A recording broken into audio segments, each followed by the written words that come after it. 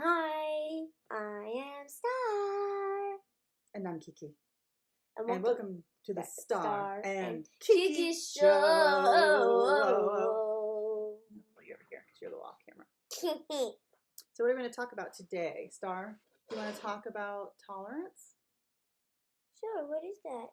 So tolerance is not hating people because they're different than you, but trying to find common ground so that you can understand people, and if something is strange or unfamiliar, instead of just saying that you're not interested or getting angry or trying to force people to see your way, so being open to a dialogue where you can actually learn something about these other people who are different from you.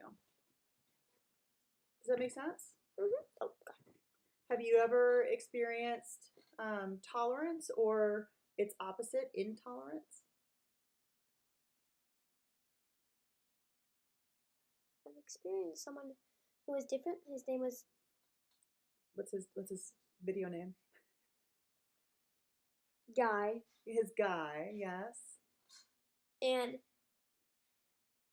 I remember always playing with him in centers, and we were friends in kinder until he moved away. And then he got bald. Oh. And then he grew hair. And then he got to second grade. Really? Did he get sick? Is that why he lost his hair? Because some people get. Remember, there was a girl. I think he shaved it. Oh, okay. Because when I was in elementary school, there was a girl who had alopecia, and she lost all of her eyelash hair and eyebrow hair and hair. And she had this long blonde hair, but you could tell just by looking at her that there was something missing because, she didn't have the eyebrows or anything like that. And I remember she stood in front of us one day. We went into the cafeteria. It was all the kids in that grade, not even just the ones in our class. And the teacher said that she had something really important that she wanted to share with us. And she took off her wig, and we saw that she had a little bit of brown hair growing in. And she explained why she had lost her hair. She explained how rare it was. She explained how excited she was that her hair was growing back. And it was a really nice moment, because I think up until that moment, we all knew something was different about her, but we didn't know what. And she was really nice. I mean, nobody was mean to her about it that I know of. But it took so much bravery, because when you're different in a visible way, sometimes it can be really scary to be that person in front of other people, because you're afraid that they might dislike you or act mean. And a lot of times people do, having to deal with the unfamiliar is something that on a chemical basis in our brain triggers this fight or flight response. So sometimes people can get really ugly. Yeah, what's going on? You're singing a little Wagner and knocking things over. So you told me a story that there are some kids at school who they don't want to play with you because you don't go to church, you're not Christian, you come from a blended religion family. How does that make you feel? It makes me feel like I'm left out, but I know I have my friend there, and she's Christian too. I call her Little Lynn, and she's always there for me. Sometimes quite annoying though. Anyway. Yeah. What is that? Probably screws that you knocked out of the table. We'll discover it later. So what advice would you have for kids who, because also there are sometimes we've got some cousins who look like anybody else, but when you start to talk to them, you'd realize that there's something a little different. They have a very high, what do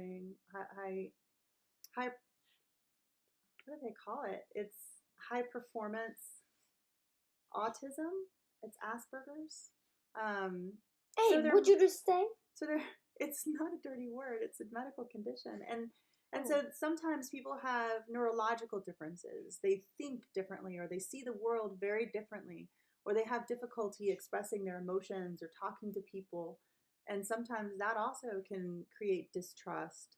But there are more than 200 ways where we can be different from each other in terms of culture or background or abilities Like or education levels or financial levels.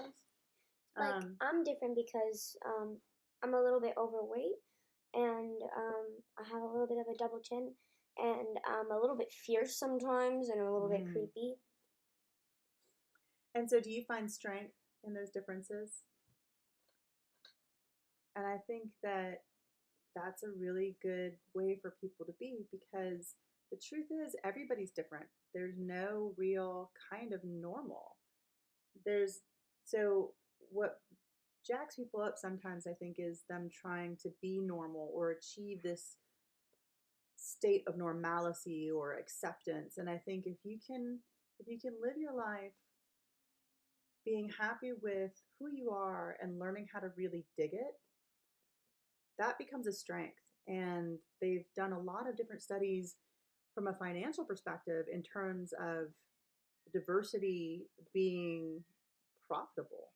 Um, in fact, it was the International Monetary Fund or the World Bank did a study of 2,000 different companies, and they found that just adding a woman to your board of directors, um, like the chances were that the return on revenue was pretty astounding. And the reason for that is, and innovation managers will tell you this, is that the world changes so rapidly, and if everybody in your leadership team looks just like you and comes from the same background and thinks just like you're all going to come to the same conclusions. And so if something changes, if there's some kind of emergency or things um, are disrupted, if everyone looks just like you and thinks just like you and acts just like you'll be unprepared for finding a new way of handling this. So, in a way, diversity is strength too, because the more people you have in the room who have different perspectives, they may be conversations that have more conflict in them because not everyone's going to agree, but you're going to be able to but you're going to be able to come up with better solutions to tackle the way that things have never been done before because you'll be able to come up with more innovative ideas. So,